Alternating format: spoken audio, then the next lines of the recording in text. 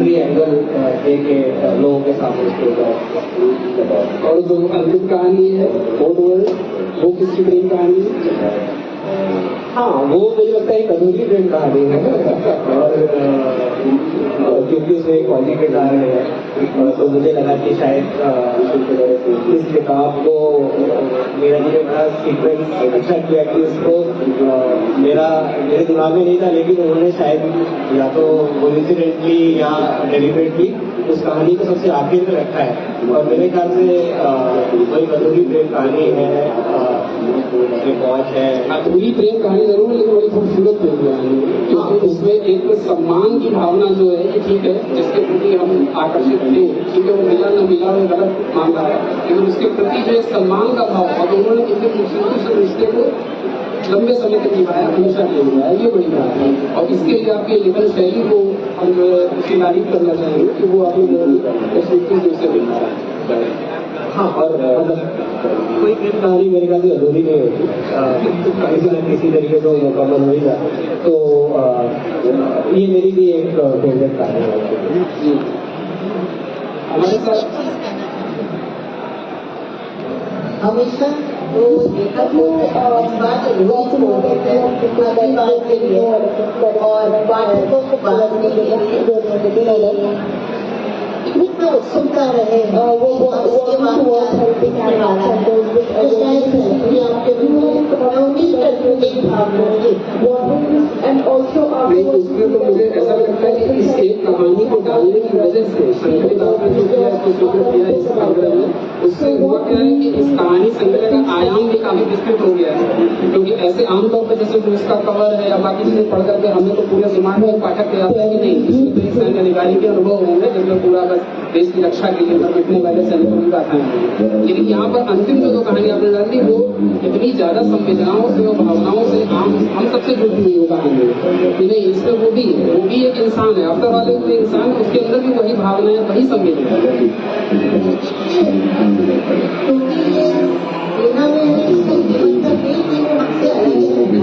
हमारा हिस्सा है जैसे मैं हूँ आप हैं वैसे वो तो एक बड़ा एक प्रोफेशन में व्यक्ति में ये प्रभाव है कि उस प्रेरणा की भावना को जिंदा रहे, उसको कहीं पे मरने नहीं देते। संभव है कि जब आप इतना देखते हो तो और इतनी बहुत हो जाते हैं तो ये मुझे लगता है कि संवेदनशीलता अपने अच्छा कमल साहब, इसमें एक बात और, जैसे आप कुछ कहानियाँ इसमें हैं, जैसे नया सवेरा है एक कहानी और इसमें हम क्या चाहें आज़ादी वाली कहानी एक है, तो उसमें हम लोग देखते हैं कि जैसे आप लोगों का मुख्य उद्देश्य यानी एक सैनिक के तौर पर जो एक मुख्य उद्देश्य होता है वो तो देश की रक्षा होता है, आम लोगों की रक्षा होता है, लेकिन साथ साथ ही यहाँ पर जो दूसरी बहुत बड़ी भूमिका में आप नजर आते हो सामाजिक सौहार्द को कायम रखना और उसके लिए मतलब सामाजिक जो ताना बाना है चाहे वो कहीं कर लो, जम्मू कश्मीर की बात नहीं कर रहा हूँ, कहीं पर भी आप कर जाता है, तो एक होता है कि आप इन दोनों के बीच में संतुलन साधना की सुरक्षा के लिए पूरी तरह से सब, लेकिन सामाजिक ताना बाना आपसी प्रेम सद्भाव को कायम रखने से किस तरह से आप संतुलन कर पाते हैं? आप जो व्यक्ति आप जैसे जितने अधिकारी या सैन्यकर्मी हमारे देश के विभिन्न क्षेत्रों में उसको साधना कितना मुश्किल होता है और कैसे इसको आप हैंडल करते हैं? मुश्किल नहीं होता, जो चीज सही होती है उसको करने में कोई मुश्किल नहीं होता। और हमारा खासकर जम्मू कश्मीर और नॉर्थ ईस्ट इतने लोगों के साथ इतना क्लोज महसूस है कि उनके जिंदगी के हर पहलू से हम लोग जुड़े होते हैं। ये बाकी क्षेत्रों में शायद नजर नहीं आता जहाँ पर हम जानते हैं, क्योंकि वहाँ पर हमारे रोज हर दिन की दिनचर्या में स्थानीय लोग शामिल हैं, तो ये हमारी एक जिम्मेदारी भी है, ये हमारा रिस्पॉन्सिबिलिटी है। तो मुझे लगता है कि इसमें तो खास हमें दिक्कत महसूस होती है, कुछ चैलेंजेस होते हैं क्योंकि हर तरीके का स्वाद ऐसी जगह में मौजूद होता है और इसको मैंने लागू भी किया है। उसमें एक अगर हमारा मकसद सही है, अगर हमारे तरीके से है तो इसमें ज़्यादा मुश्किल नहीं बहुत बढ़िया बातों में थी। अच्छा, हमारे साथ यहाँ पर रिटायर्ड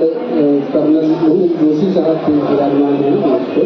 तो उन्होंने भी इन कहानियों को पढ़ा है और अभी हम लोग चर्चा हो रही थी इन कहानियों के बारे में, कुछ कहानी को उन्होंने जिक्र भी किया, बहुत ही ज़्यादा संगीत अच्छी और अलग तरह की कहानियाँ हैं। तो मैं उनका टिप्पणी लेना चाहूँगा कि कुल मिलाकर इस संग्रह के बारे में विशेष तौर पर वो किन बातों को रेखांकित करना चाहेंगे, कौन सी ऐसी बातें हैं, क्योंकि वो स्वयं आर्मी मैन रह चुके हैं, उन्होंने सेना में 31 वर्ष गुजारे हैं पुलिस सेवा में, उनके पास भी तमाम अनुभव हैं, हालांकि वो स्वयं भी लेखक हैं, उनको भी तमाम कहानियां प्रकाशित होती रहती हैं, जो संग्रह भी आ चुके हैं। तो एक लेखक और एक सैन्य अधिकारी दोनों के तौर पर मैं टिप्पणी करना चाहूंगा कमल जी के बारे में। बिल्कुल साहब